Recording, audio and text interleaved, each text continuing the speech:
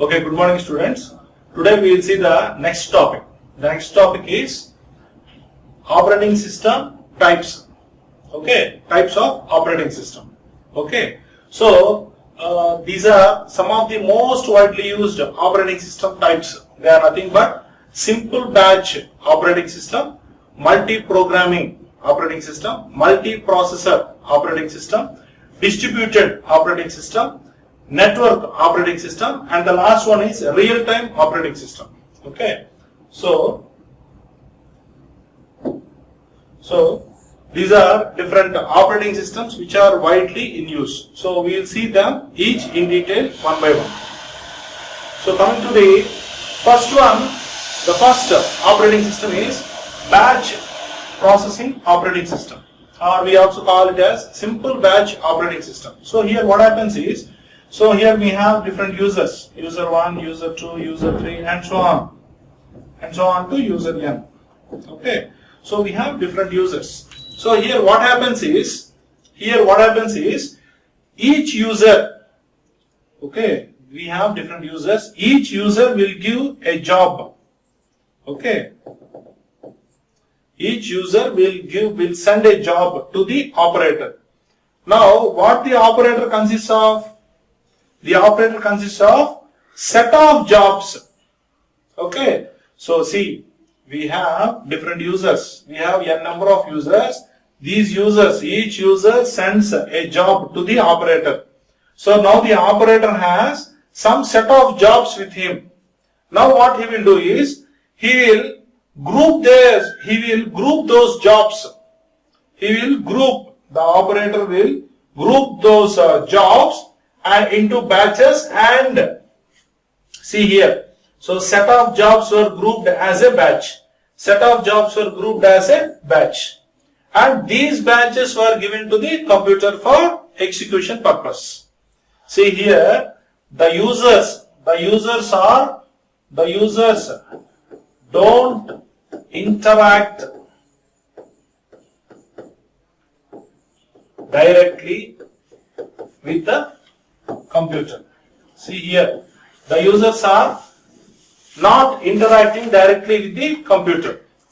Okay, so here what we are discussing is, in simple batch operating system, so there were n number of users were there. Let us suppose if each user gives a job, all these jobs were maintained, or all these jobs were sent to the operator. Okay, so each user sends a job to the operator. Now the operator will have set of jobs or group of jobs. These jobs, what he will do is, he will form these jobs into a batch. Okay, see, set of jobs were grouped as a batch. And these batches were given to the computer for execution purpose. So here, the users don't interact directly. With the computer. Okay. So this is exactly what happens in the simple batch operating system. Okay. So see here, what the author is telling is, see, in this type of system, there is no direct interaction between the user and the computer. Okay. So the advantages is, there is no interaction between the user and the computer, and there is no mechanism to prioritize the processes. Okay. There is no priority we are following for processing the processes. Okay. So what the author is telling is, so if there are several batches, so if there are different 2 or more batches, and if those 2 batches wants to execute simultaneously, then based upon the requirement, those batches will be executed by the computer.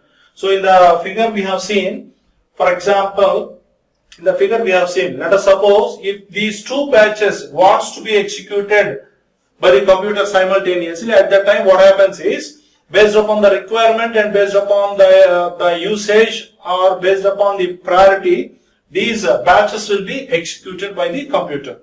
Okay, this is what happens in simple batch operating system. Coming to the second one, Second one is multi-programming operating system. Multi-programming operating system. The name itself, it is very clear that multi-programming means executing two or more tasks simultaneously. Executing two or more tasks simultaneously.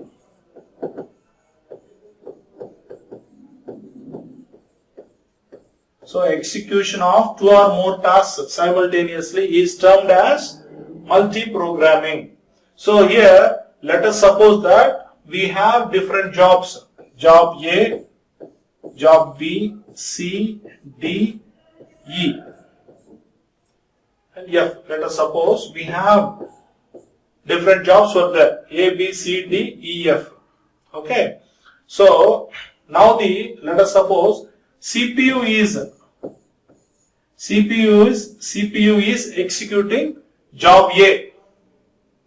Let us suppose we have different jobs in the main memory. Okay. All these jobs are supposed to be executed one after the other. Okay.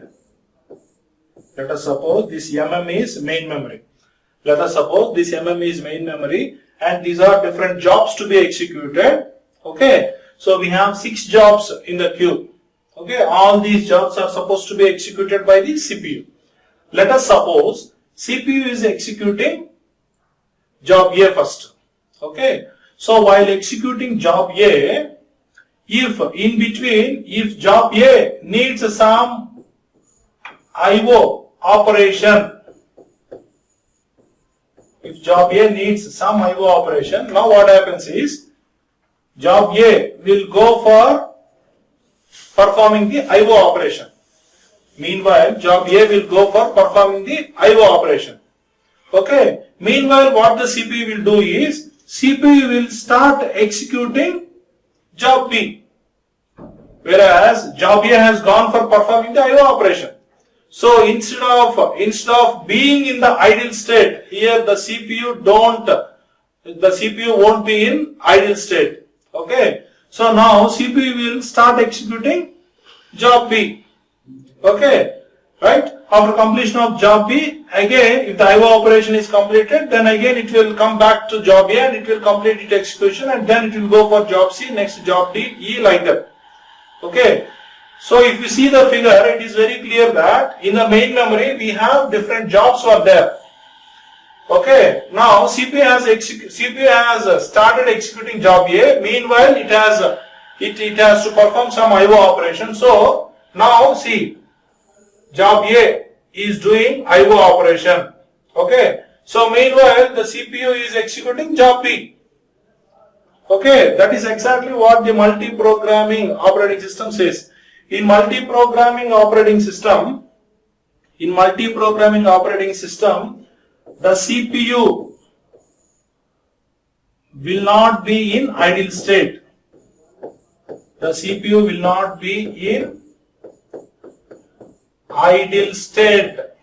Okay. At any cost, the CPU won't be in idle state in multi-programming environment. For example, if it is a non-multi-programming environment, there is a chance that the CPU may be in idle state. Okay. So this is what exactly happens in multi-programming operating system.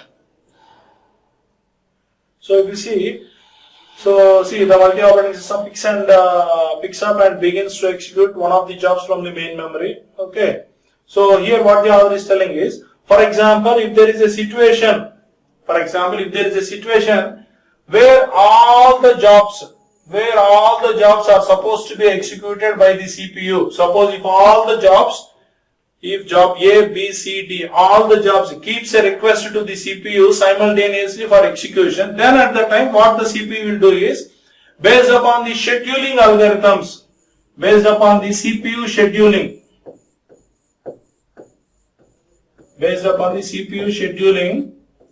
so those jobs will be executed one by one or one after the other. Okay.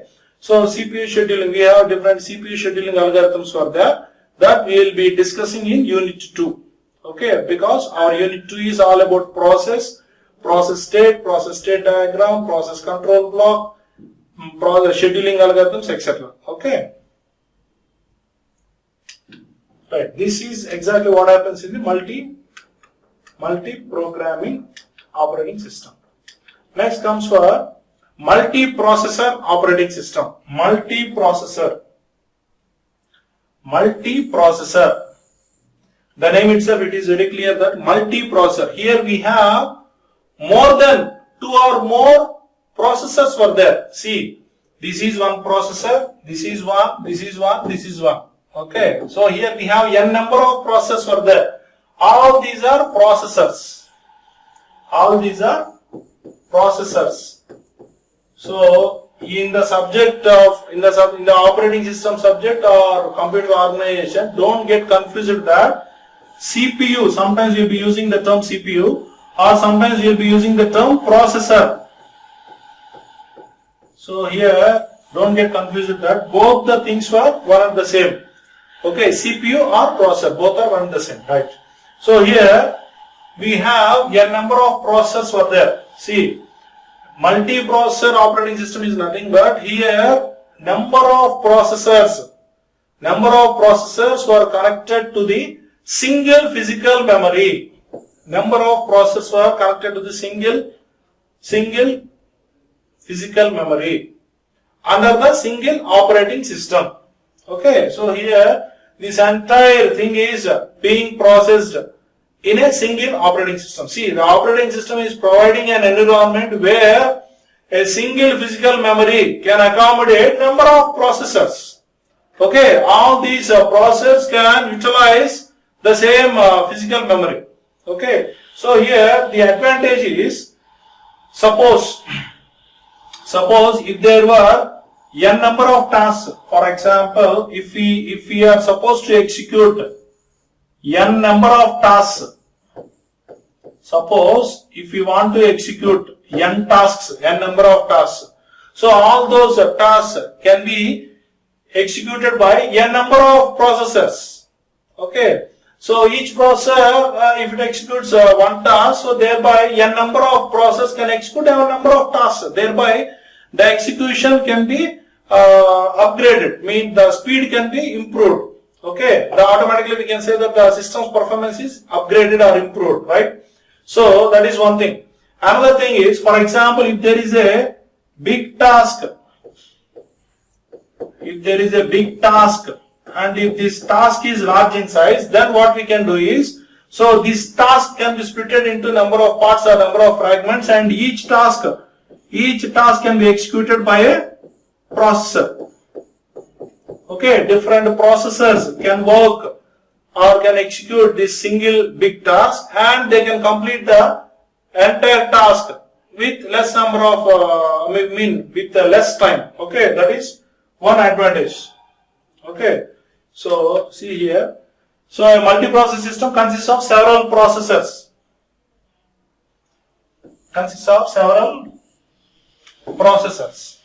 with a common physical memory.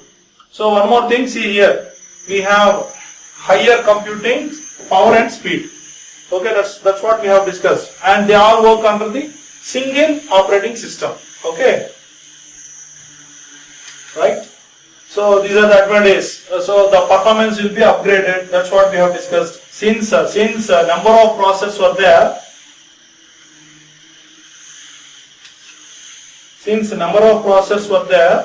the performance is enhanced or upgraded. Okay. So if there are several tasks, and these several tasks can be executed by different processors. Okay. So this all we have discussed. For example, if there is a big task, that task will be divided into number of subtasks, and each subtask can be executed parallelly by different process. Okay, that's what we have seen. Next comes the distributed operating system. Okay, so here in distributed operating system, what we are doing is, see, so here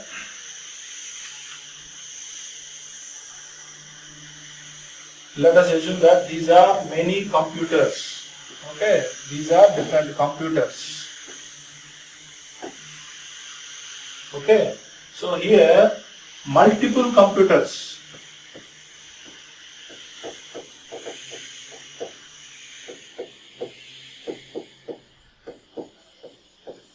Multiple computers are interconnected with one another through communication network with a single operating system.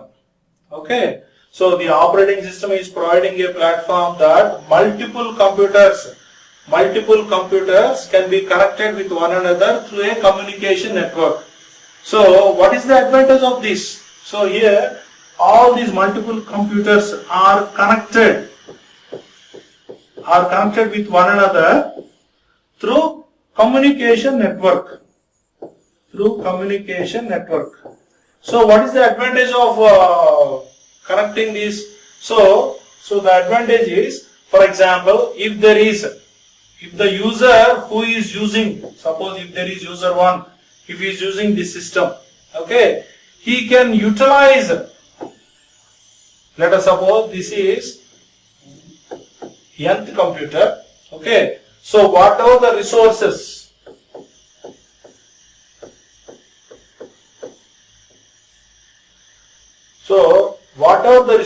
this computer, this nth computer, this is first computer, this is nth computer, let us suppose, whatever the resources this computer is utilizing, those resources, if this computer 1, the user who is using this computer, if he wants to utilize the resources what this computer is having, then this fellow can utilize those resources.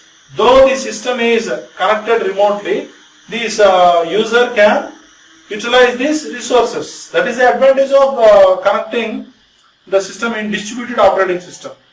Okay. See here, comprising of many computers that are interconnected by communication networks. Okay. Next, the advantages are, as there are multiple systems involved, the user at one site can utilize the resources of the system at other side, okay, for resource intensive task. Okay, so this is fast processing and less load on the host machine. Okay, so coming to the next model. So next operating system is network operating system. Okay, this is network operating system.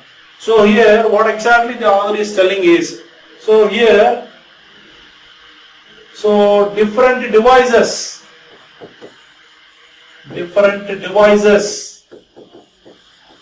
see, all these are different devices.